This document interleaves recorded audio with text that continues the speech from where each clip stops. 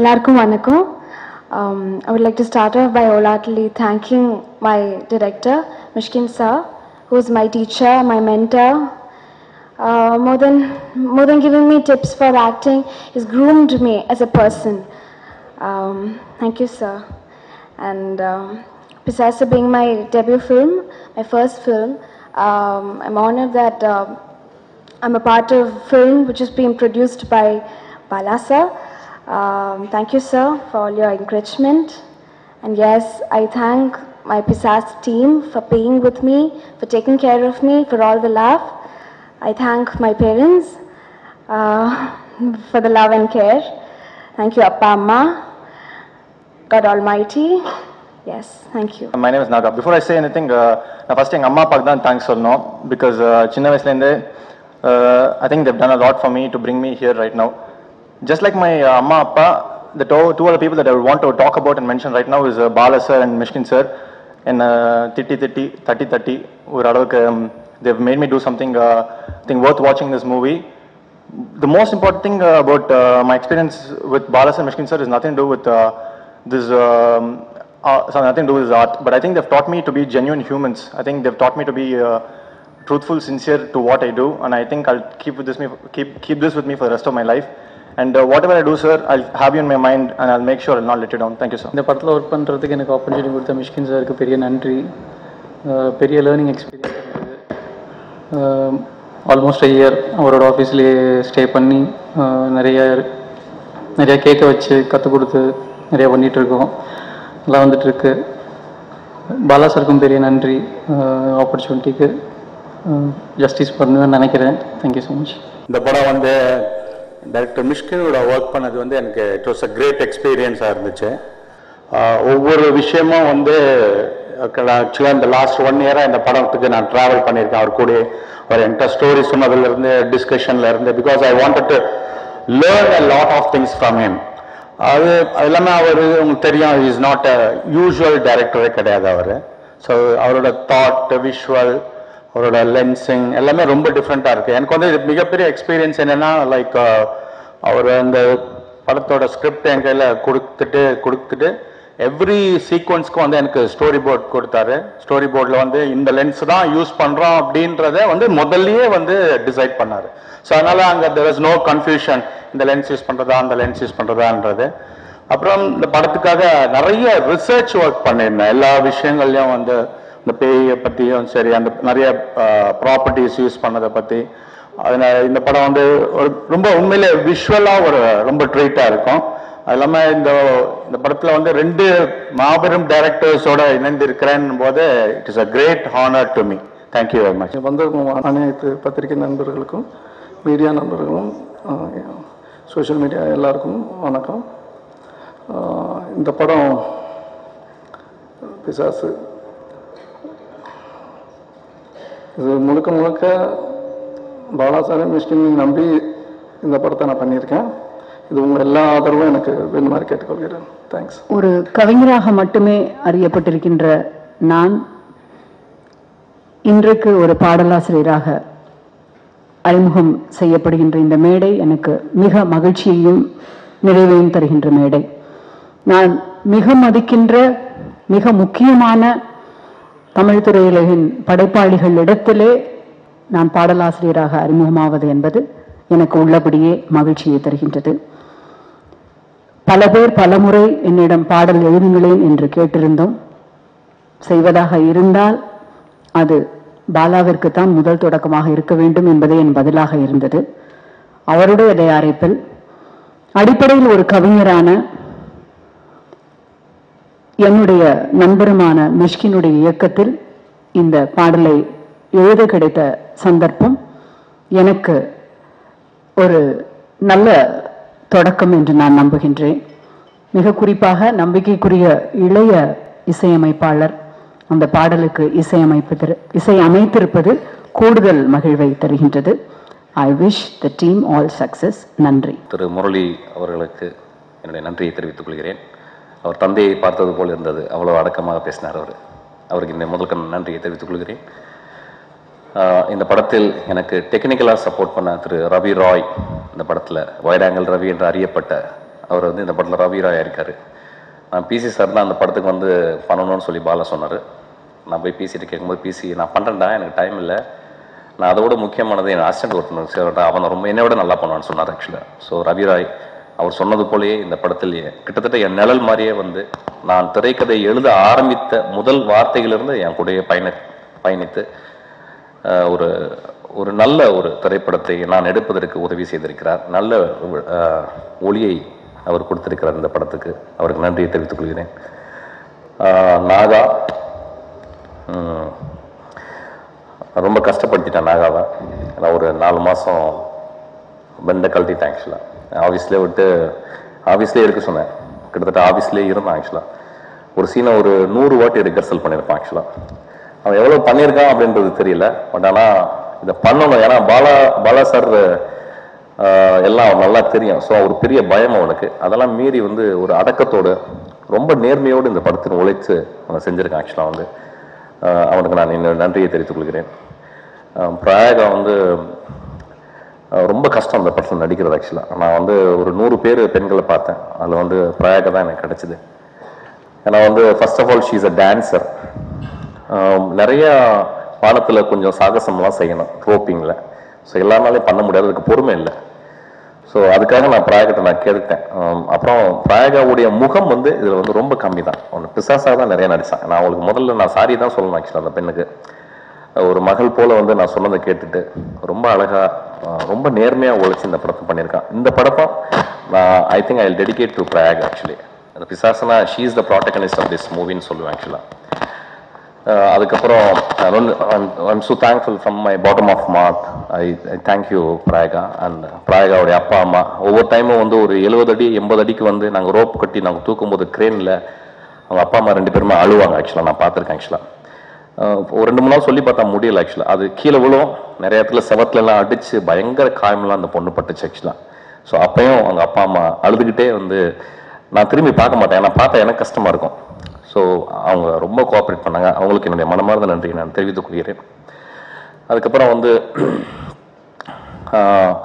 என்னுடைய சகோதரி தமிழச்சி தங்கப்பாண்டியன், அவங்க ரொம்ப அழகான ஒரு எழுத்தாளர். அவங்க ரொம்ப ஒரு மொழி உடைய வளம் அவங்க. ஸோ அவங்க வந்து நான் பாலா சார் கேட்டேன், சார் நான் எனக்கு வந்து நான் எழுதணும், எனக்கு கொடுங்க. என்னடா எங்கள் அண்ணி எங்கள் படத்தில் நான் முதல்ல எழுதணும்னு சொல்லியிருக்காங்க, நான் தானே எழுத வைப்பேன் சொன்னார். சரி எனக்காக கொஞ்சம் அட்ஜஸ்ட் பண்ணிக்கேன், உங்கள் அண்ணி எனக்கு கூட நான் எழுத வைக்கிறேன் அப்படின்னு.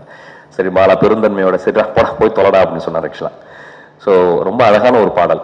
நாங்கள் ஒரு 2-3 பாடல் பண்ணான்னு நினச்சோம். ஆனால் ஒரு பாடல்லே நான் ரொம்ப நேர்த்தியாச்சு. நான் ஒரு பாடல் பண்ணாமல் அதுக்கு எங்களால் மீறவே முடியல. அந்த பாட்டு ரொம்ப அழகாக அவங்க எழுதியிருக்காங்க ஆக்சுவலாக. அவங்களுக்கு எனது மனமார்ந்த நன்றியை தெரிவித்துக்கணும். ரொம்ப அழகான வார்த்தைகள், ரொம்ப உட்கார்ந்து ஒரே நாளில் உட்கார்ந்து எழுதினாங்க.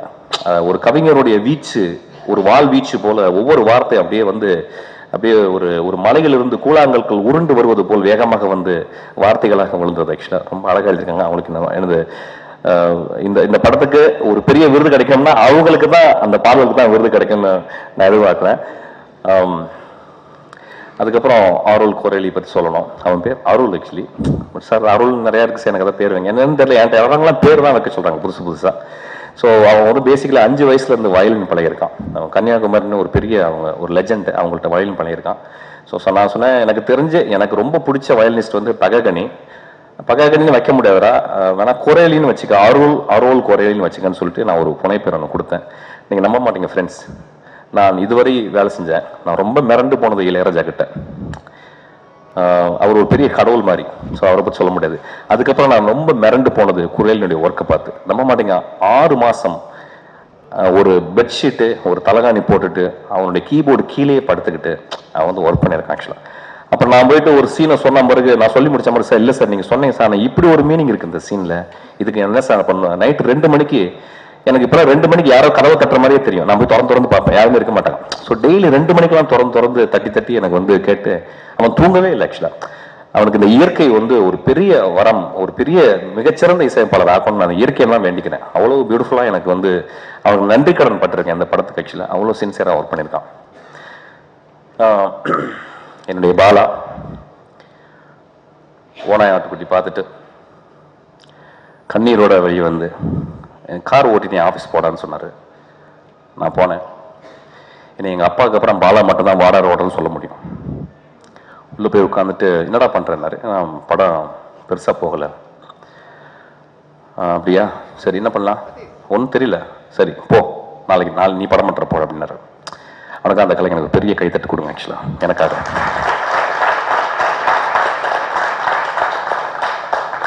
ஒரு கலைஞன் கஷ்டப்படும் பொழுது நான் தைரியமாக சொல்வேன் என்னை கலைஞன் என்று.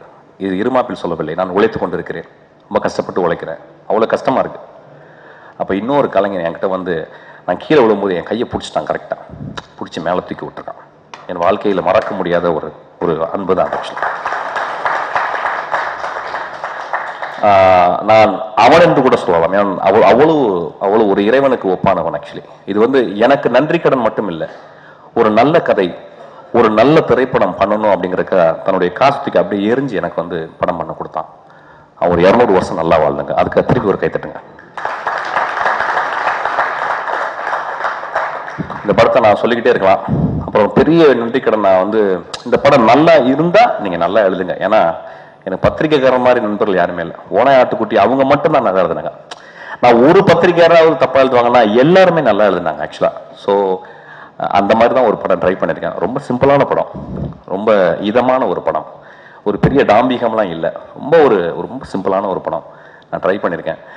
ஓனாய் ஆட்டுக்குட்டி பார்த்து ரசித்தவர்கள் இதை ரசிப்பாங்கன்னு நினைக்கிறேன். ஸோ நான் பத்திரிகையாளர்கள் திரும்பி கேட்டுக்கிறேன், இந்த படம் நல்லா இருந்துச்சுன்னா நல்லா எழுதுங்க. ஓனாய் ஆட்டுக்குட்டி மாதிரி மிகப்பெரிய நான் உங்களுக்கு வாழ்க்கை முழுவதும் கடமைப்பட்டிருக்கிறேன். I am very very proud to be here in this stage. அப்புறம் என்னுடைய அசிஸ்டன்ட் டைரக்டர்ஸ், இந்த படத்தை நான் டெடிகேட் பண்ண இன்னொரு ஆள் டெடிகேட் பண்ணுவேன். என்னுடைய புவனேஷ்னு சொல்லி என்னுடைய குழந்தைக்கு, என்னுடைய கோ டைரக்டர். ஆக்சுவலி இப்போ நடக்கும்போது அவன் டப்பிங் பண்ணிக்கிருக்கான் ஆக்சுவலாக ஒரு குழந்தைக்கு. வாடா அப்படின்னா இல்லை சார் நீங்கள் போங்க சார் அப்படின்னா. So I dedicate this movie for my child Bhuvanesh.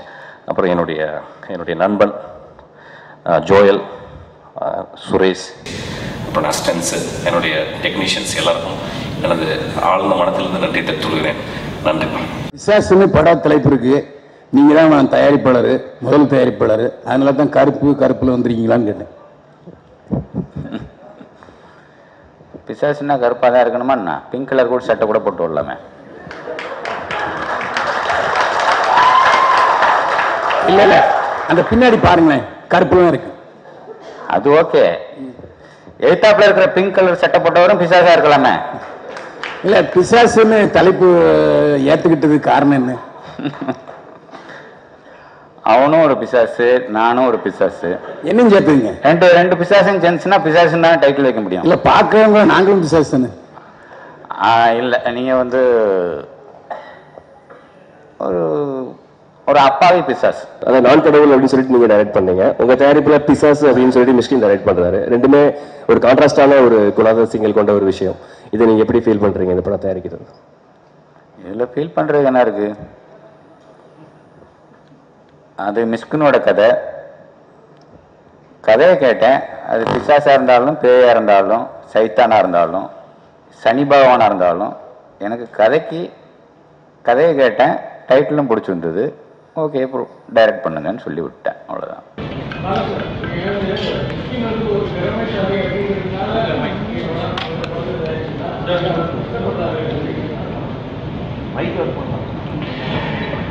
எல்லா திறமைசாலையிலுமே கஷ்டப்பட்டுட்டு தான் இருக்காங்க. ஓரளவுக்கு திறமை உள்ளவர்கள் கொஞ்சம் சிரமப்படுறாங்க.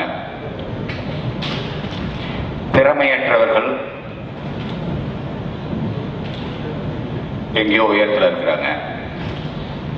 இது நியதி. என்ன பண்ண முடியும்? உச்சத்தில் இருக்கிறவங்க அத்தனை பேருமே திறமையற்றவர்கள் சொல்றீங்க. நீங்க உச்சத்தில் யார் இருக்கான்னு நீங்க நினைக்கிறீங்க? இறைவனே வச்சுக்கலாம், அது உயர்வானவர் இல்லையா? இறைவன் அப்படின்னு சொல்லலாம். இறை நம்பிக்கை எனக்கு இல்லையே, அப்புறம் எப்படி நான் உயர்வானவன்னு சொல்லுவேன்?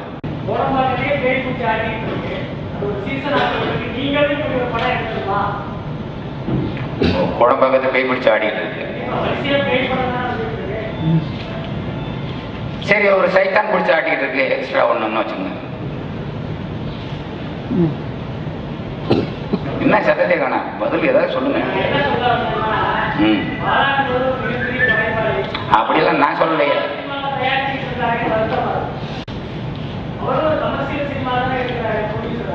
யாரு நீங்கள் எடுத்த கமர்ஷியல் சினிமாவோட நான் ரொம்ப படம் எடுத்திருக்கேன். இல்லை கிளம்ப வேண்டாம், இருக்கணும், கொஞ்சம் பேச வேண்டியது.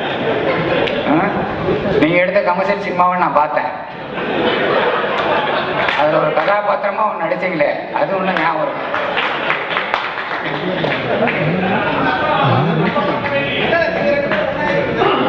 யார் 2 பேரும்? நானும் மிஸ்கின் ஒன்னான்னு கேட்குறீங்களா? பிஸ்மியும் ஒன்னான்னு கேட்குறீங்களா? ஓகே, பிஸ்மி மிஸ்கின் நல்லா இருக்கு தம்பிக்கா.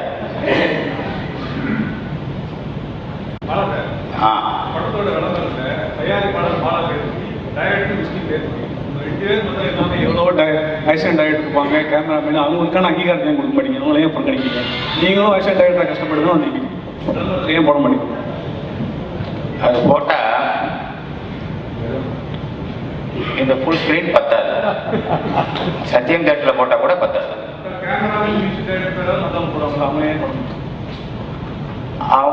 அவங்க என்னவா வந்து சாதிச்சிருக்காங்கன்றது அவங்க படத்தை பார்த்துட்டு நீங்கள் எழுதி அவங்களுக்கு ஒரு அங்கீகாரம் கொடுங்க. இப்போ நான் நாங்களே அங்கீகாரம் கொடுக்க முடியாது. சார், நீங்களும் மிஸ்கின் சாரும் கடவுள் நம்பிக்கை இல்லாதவங்க. பிசாஸ் என்பது கடவுள் நம்பிக்கையோட தொடர்புடைய ஒரு விஷயம். எந்த உடன்பாட்டின் அடிப்படையில் இந்த படம் தயாரிக்கிறீங்க? இல்லை, மிஸ்கினுக்கு வந்து கடவுள் நம்பிக்கை இருக்கா இல்லையான்றது எனக்கு தெரியாது. பிசாசு கடவுள் நம்பிக்கையோட தொடர்புள்ள ஒரு விஷயம் தான். கடவுள் நம்பிக்கை உள்ளவங்க பிசாசு நம்புவாங்க.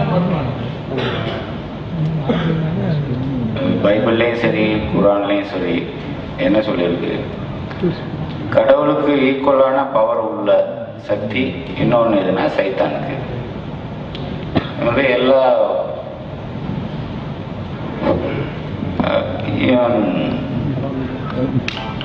கீதையிலையும் சொல்லப்பட்டிருக்கு. அது உண்மையா பொய்யோ, பட் நம்ம நம்பிக்கிட்டு இருக்கோம் இல்லையா? இது ஒரு கேள்வியாக கேட்க வேண்டிய அவசியம் இல்லைன்னு தான் எனக்கு தோணுது. உங்களுடைய கொள்கைக்கு மாறுபாடான விஷயமா இருக்குன்னு தான் கேட்குறேன். இல்லை, கடவுள் நம்பிக்கை கொண்டு நீ சொல்லிட்டீங்கன்னா இந்த கேள்விக்கு இடம்.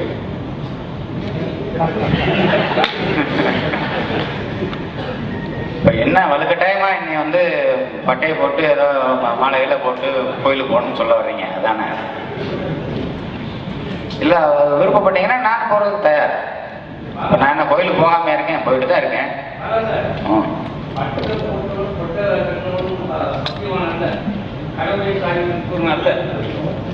அது தெரிஞ்சுங்க. ஆன்மீகம் வேற, உள்ளுக்குள்ள நீங்க நினைச்சுட்டாலே போதும். அதான் பட்டை போட்டு கொட்டை கட்டுறவங்க நினைக்கிறீங்களா? கோயிலுக்கு கொடுக்குறே செக்ஸ் தான். நீங்க நல்லா தெரிஞ்சு கொஞ்சம் வயசு சின்ன பையன், அவருக்கு க்ளோஸ்அப் பண்ணா போடுங்க பையனுக்கும். அதுக்கு தானே லைட் பண்ணியிருக்கோம். வேற எதோ விட்டுட்டு கோயிலுக்குள்ள என்ன பண்ணான்ற கேள்வியை மட்டும் கேட்கிறாரு பாருங்க. அப்ப அவர் வயசுக்கேற்ற கேள்வி தான் அவர் கேட்கிறாரு. ரொம்ப நீங்க இப்படி பதில் சொல்லி தப்பிக்கலாம் பார்க்காதீங்க. முதல்ல நான் சொன்னதுக்கு பதில் சொல்ல மாட்டேங்கிறீங்க. இப்படி எல்லா பத்திரிக்கையும் எல்லாருக்கா கேட்டு பதில் சொல்றீங்க. அது நல்லதா இல்லையான்னு சிந்திச்சு பார்த்தேன். அந்த மாதிரி வழிபாடுகள் இருக்கிற வரைக்கும் அது கெடுதிதான் சமுதாயத்துக்கு.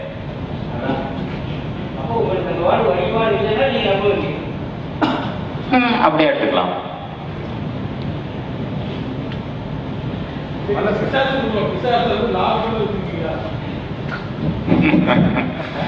ஏன் பங்கு கேட்குறீங்களா? லாபத்தில் விற்கணும் அப்படிங்கிறது தான் ஒரு எல்லா தயாரிப்பாளரும் படம் எடுக்கிறது. பட் ஆரம்பத்திலே இது லாபம் அடையலைன்னா கூட பரவாயில்ல, குறைந்தபட்சம் பிரேக் ஈவன் ஆகட்டும் அப்படின்றதுக்காகத்தான் இந்த பிசாசு, இந்த மிஸ்கின்ற பிசாசை டைரக்டராக போடுறதுக்கு முடிவெடுத்தேன். இது பெரிய லாபம் இல்லைனாலும் பிரேக் ஈவன் ஆகிற அளவுக்கு கொஞ்சம் சப்போர்ட் பண்ணது திரு முரளி அவர்கள். அவருக்கு என்னுடைய மனமார்ந்த நன்றி.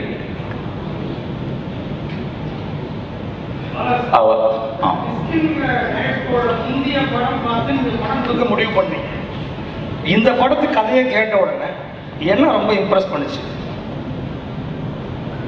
என்ன இம்ப்ரெஸ் பண்ணுச்சுன்னு கேட்டீங்களா?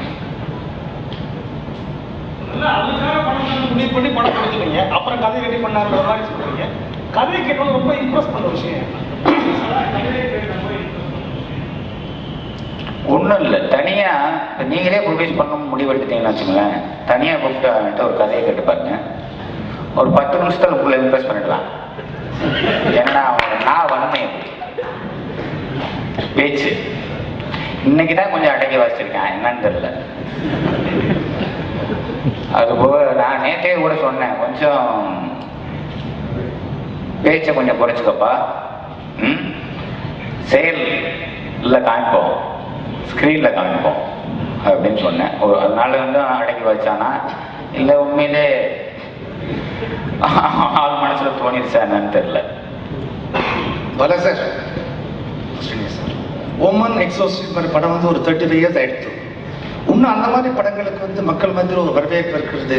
டஸ் it augur well for the films? இந்த மூவி இண்டஸ்ட்ரிக்கு ஒரு நல்ல இதுவாக இருக்காது.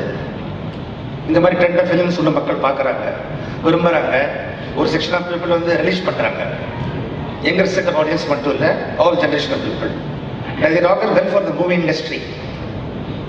இந்த மாதிரி படங்கள் வந்து என்ன பிரச்சனைன்னா, பிசாசுன்னு ஒரு தமிழ் டைட்டில் வச்சிருக்கிறோம். நீங்க கேட்ட கேள்வியில முக்கால்வாசி வார்த்தைகள் ஆங்கில வார்த்தைகளா இருக்கு. எனக்கு ஆங்கிலம் தெரியாது, அதனால தமிழ்ல கேட்டுருங்க. எனக்கு அவ்வளோ தெரியாது, நோ ப்ராப்ளம் சார். ஓமன் எக்ஸோசிஸ்ட் படம் வந்து ஒரு 35 வருஷம் ஆயிடுச்சு, எல்லாரும் விரும்பி பார்த்த படங்கள். அந்த மாதிரி படங்கள் எத்தனை வருஷம் ஆச்சு? ஒரு 35 வருஷம் ஒரு கரெக்ட். அப்படியா? சரி, அப்போ நான் பறக்கல, நான் சொல்லுங்க. பரவாயில்ல, பறக்கல, நிச்சயம் கேள்விப்பட்டிருப்பீங்க. இந்த மாதிரி படங்களுக்கு மக்கள் மத்தியில் இன்னும் வரவேற்பு இருக்கு. உங்களை மாதிரி ஒரு டைரக்டர்ஸும் எடுக்கிறீங்க. இது வந்து ஃபிலிம் இண்டஸ்ட்ரிக்கு வந்து ஒரு நல்ல எடுத்துக்காட்டாக எடுத்துக்கலாமா? வரும் ஒரு படங்களும் இந்த மாதிரி இல்லை, அது நல்ல எடுத்துக்காட்டாக எடுத்துக்கலாமா எடுத்துக்க கூடாதா அப்படின்ற விமர்சகர்களுக்கும் பத்திரிகையாளர்களுக்கும் உரிய ஒரு உரிமை. அதை வந்து நான் இதுக்கு பதில் சொல்றதுன்றத விட அது உங்களோட உரிமை, நீங்க என்ன வேணாலும் எழுதலாம். ஏனென்றால் பிலிம்ஸ் ராமநாராயணன் சார்பில் எடுக்கப்பட்ட எல்லா பேய் படங்களும் ஓகே நல்ல பேய் படங்கள். பேய் இது நல்ல பேயா இருக்கும். ஓகே, இதுவும் அது மாதிரி தான் நான் நினைக்கிறேன். நீங்க என்ன சொல்றீங்க? அதான் நீங்க சொல்லிட்டீங்களே நல்ல பேய் படம். இல்ல ஒத்துக்கிறீங்களான்னு கேட்டேன், வேற ஒண்ணும் இல்லை. ஏன்னா பிசாசுன்னு நீங்களே சொன்னீங்க, அதான் மனிதர்களோட பிசாசுகள் நல்லதுன்னு. நான் மிஸ்கின் சொன்னேன், நான் சொல்லல. நல்ல பேயா கெட்ட பேயா அவன் சொல்லியிருக்கேன், அவன் கதை எழுதியிருக்கான், அவன் டைரக்ட் பண்ணியிருக்கான், நான் காசு போட்டிருக்கேன், ப்ரொடியூஸ் பண்ணியிருக்கேன், அவ்வளோதான். நான் கேட்ட கேள்வி, தேனண்டால் பிலிம்ஸ் ராமநாராயண ரிலீஸ் பண்ணியிருக்காங்க. சரி, கிட்டத்தட்ட நானும் அவரோட பயணிச்சமே. பிசாசு பேய்ப்படம் எடுத்தாருன்னா யாரோட பயணிச்சிங்க? பிசாசோட மிஸ்கின் கூட இல்ல, ராமநாராயணன் சாரோட. நான் கேட்ட கேள்வி ராமநாராயணன் சாரோட. ஓகே, அவரோட நான் பயணிக்கல. ஏன்னா அவர் நிறைய பேசுறான்னு சொல்லிட்டீங்கல்ல, அதனால சரி வரல. அதாவது நீங்க ராமநாதன் சார்னா அவர் வந்து பேய் படம் எடுப்பாரு, பேய் படம் எடுப்பாரு, நல்ல அதுல வர்ற பேய்கள் நல்ல பேய்களா இருக்கும், நல்ல பேய்களா இருக்கும். இல்ல வந்து மிருகங்களை வச்சு படம் எடுப்பாரு. அது எல்லாத்தையும் விட நீங்க எல்லாம் உங்களுக்கு உங்க ஏஜுக்கு நீங்க பார்த்துருப்பீங்க. இல்ல, சோறுன்னு ஒரு படம் எடுத்தாரு. ஆமா, காலத்துல பாரதி ராஜாவும் பாலச்சந்தர் சாரும் வரராஜ சாரும் பாலச்சந்தர் சாரும் வேற அந்த இருந்த மகேந்திரன் சார் அந்த பீரியட்ல இருந்த எல்லாருமே எடுக்க தைரியம் சுமை. கரெக்ட், பட்டம் பறக்கட்டும், இதெல்லாம் வந்து அவர் அந்த காலத்துல அந்த படம் எடுத்திருக்கிறாரு. நீங்க எதுக்கு எடுத்தாலும் நீங்க வந்து ராமநாதன் சார்னா இந்த மாதிரியான படங்கள் தான் எடுத்தாருன்னு சொல்லி கேள்வி நீங்க தப்பா புரிஞ்சுக்கிட்டீங்க. நான் அந்த கேள்வி, நான் என்னுடைய கேள்வி என்னன்னா, ராமநாதன் சார் எடுத்த படங்கள்ல பேய்கள் நல்ல பேய்கள்ங்கிறதான் கேள்வி. அதுக்கு தான் பதில். நல்ல பேயா நல்ல பிசாசா கெட்ட பிசாசா? நான் ராமநாதன் சார் நல்ல படங்கள் நிறைய எடுத்திருக்காரு. அது மட்டும் இல்ல, ஆக்ஷன்ல தமிழ் கன்னடா இன்னும் சொல்ல போனா ராமநாதன் சொன்னா இந்தியாவில் எல்லா மொழிகளையும் படம் எடுத்து வெற்றி பெற்ற ஒரே தமிழ் இயக்குனர் யாருன்னா ராமநாதன் தான். அது சந்தேகமே கிடையாது. ஏன்னா என்னையே துணிச்சலா போட்டு படம் எடுத்து 100 நாள் ஓட்டுனா எவ்வளவு பெரிய விஷயம். அதுபோல் இன்னொரு விஷயம் நான் சொல்லிடுறேன். இந்தியாவிலே 100 படங்களுக்கு மேலே இயக்குன ஒரே இயக்குனர் அவர் தான். 125 ஒரே இயக்குனர் அவர் தான். நான் இன்னொருத்தரை பற்றி சொல்லுவாங்க, பட் அது கணக்கில் நான் எடுத்து பார்த்தம்போது அந்த கணக்கில் வரல. உண்மையாக 100 படங்களுக்கு மேலே இயக்குனவர் அவர் ஒருத்தர் தான். அதே மாதிரி என்ன சொன்னீங்க, பிசாசு நல்ல பேய நல்ல பிசாசான்னு சொல்லி கேட்டீங்க இல்லையா? உங்களை மாதிரி ஒரு நல்ல பேய் நல்ல பிசாசு.